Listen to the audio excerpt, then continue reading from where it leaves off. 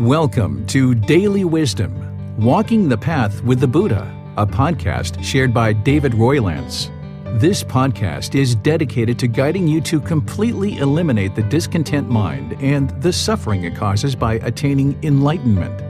Learn and practice the teachings of Gotama Buddha that will guide you to fully attain a peaceful, calm, serene, and content mind with joy. To support this podcast, visit patreon.com/supportbuddha or visit buddhadailywisdom.com, where you will discover a full range of courses, retreats, and online learning resources to assist you on the path to enlightenment. Now, here's our teacher to share more.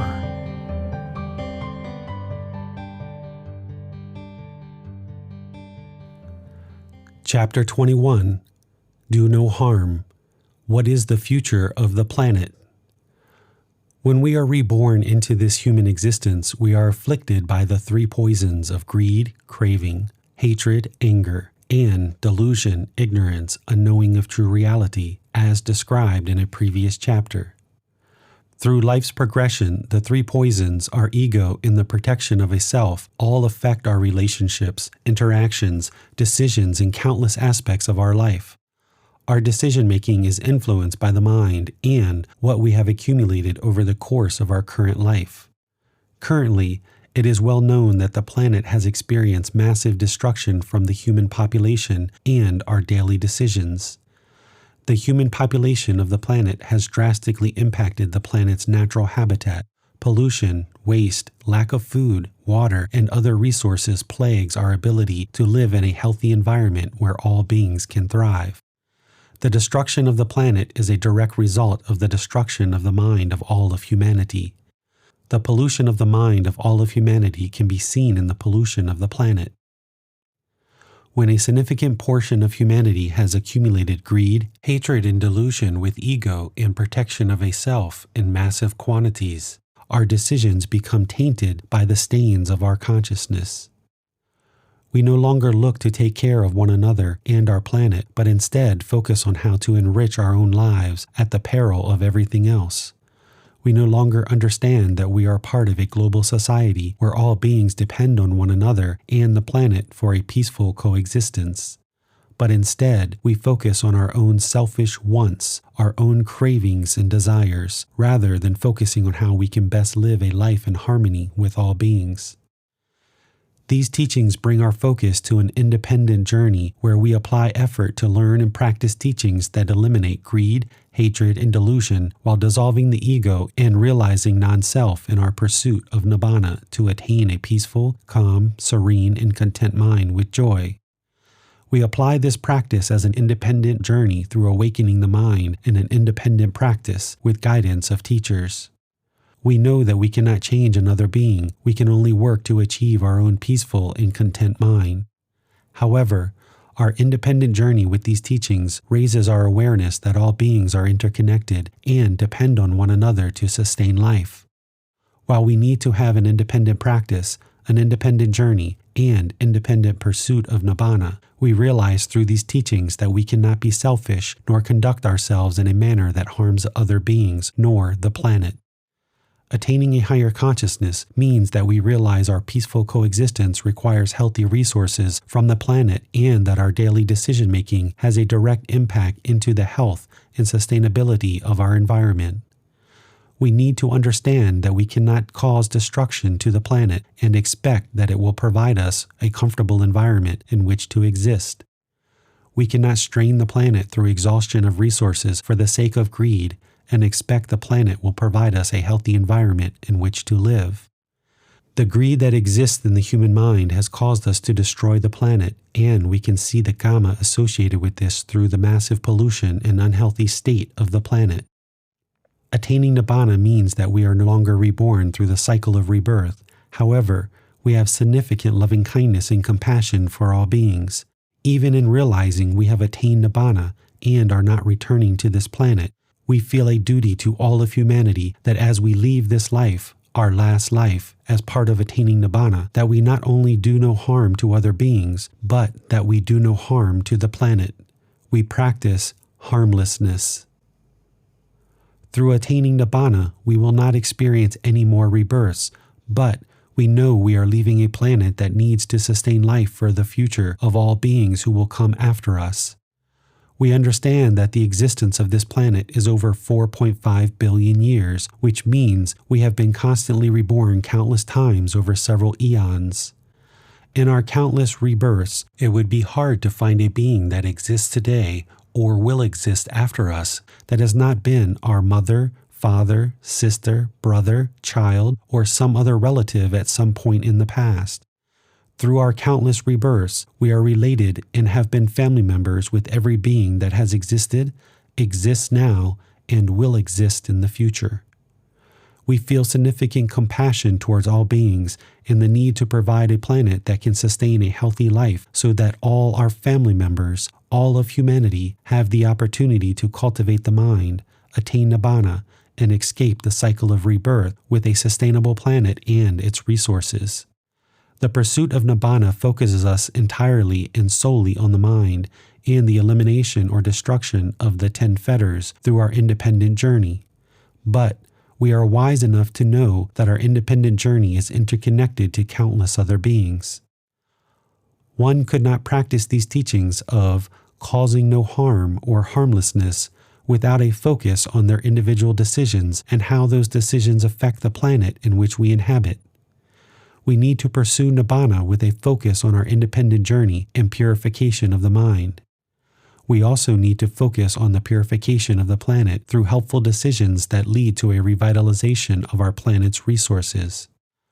From the Earth's beginning of over 4.5 billion years ago, we have overfished our seas, scraped natural resources from the soil, built extensively, dumped waste, polluted the air we breathe, and have caused massive destruction beyond imagination or our willingness for some to admit. Through modernization, our civilization has lost its connection to the earth and Mother Earth is hurting. Oftentimes, greed becomes a priority when many are looking for ways to become wealthy in material possessions for the sake of ego without regard to the devastation we are causing to humanity and the planet through unwholesome Kama production. As greed, hatred, and delusion, our ego, constant cravings and desires with the protection of a self, rules the mind of each human, we destroy the planet without care or regard to what comes next. If we do not attain Nibbana in this life, we will be reborn back into another existence until we extinguish all our Kama from this life and our previous lives. This means we can never run or hide from our Kama and the destruction of the planet. Destroying the planet now and not attaining Nibbana means that we will be reborn to deal with the destruction of the planet. Destroying the planet now and attaining Nibbana means we leave an unhealthy environment for our family members to inhabit for the remaining time of Earth's existence. We are currently at the lowest point of humankind and our existence on the planet.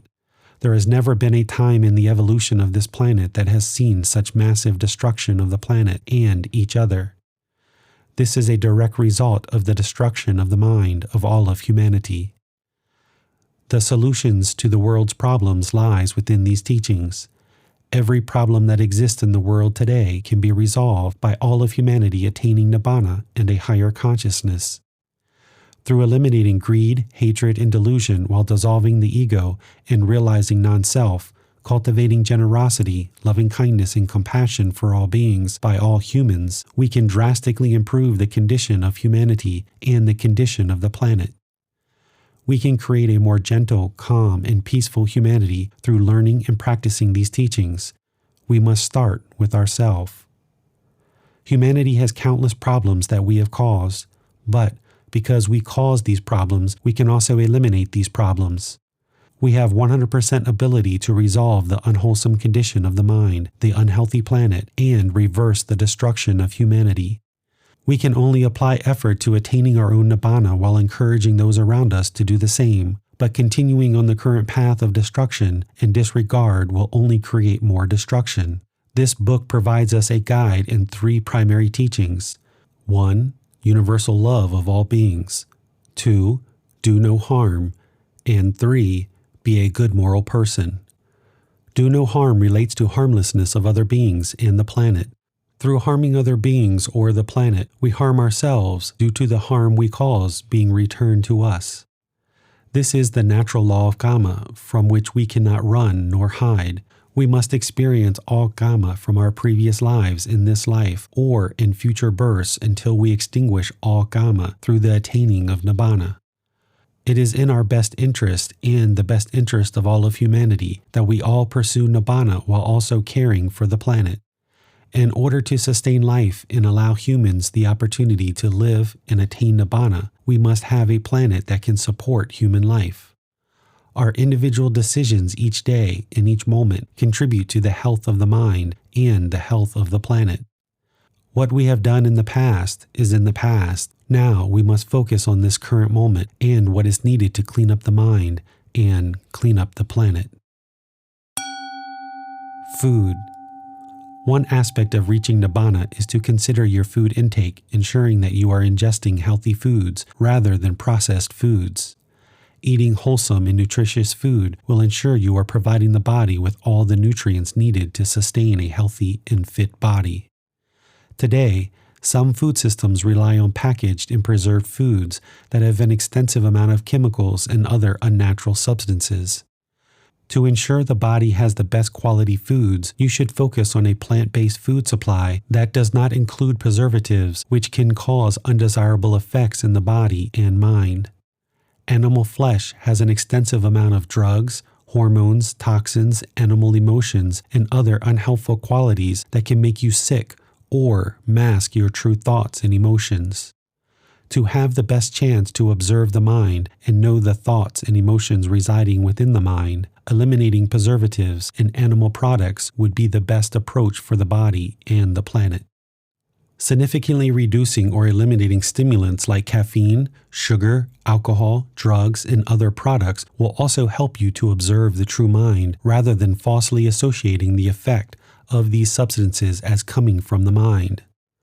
Drinking as much water, fresh fruit juices, plant-based milks, teas without caffeine, and other natural products while reducing or eliminating the chemicals associated with drinks you ingest will all be helpful to purifying the body so that you can observe and purify the mind. The best thing you can do to save this planet is to not waste food. 40% of all food is wasted. The production, transportation, packaging, preparing, and disposal of wasted food causes great harm to the planet. Next, eat vegan and you will be contributing enormous benefits to reducing the destruction of our home, Mother Earth.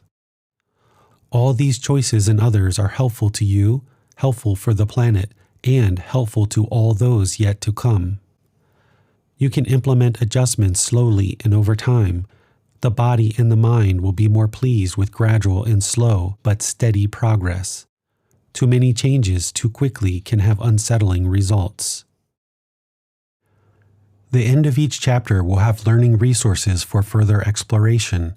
You will be able to explore videos, podcasts, quizzes, etc. to deepen your learning of the content you read in each chapter. Please see the ebook for more details on these resources. As you have questions or need clarification on these teachings, you are welcome to post those into the Facebook group Daily Wisdom, Walking the Path with the Buddha, or contact the author privately for in-depth learning. Daily Wisdom, Walking the Path with the Buddha. Facebook.com/groups/Daily Wisdom 999. Thank you for listening to this podcast. To provide support for this podcast, visit patreon.com/support Buddha. To access more teachings, visit buddhadailywisdom.com.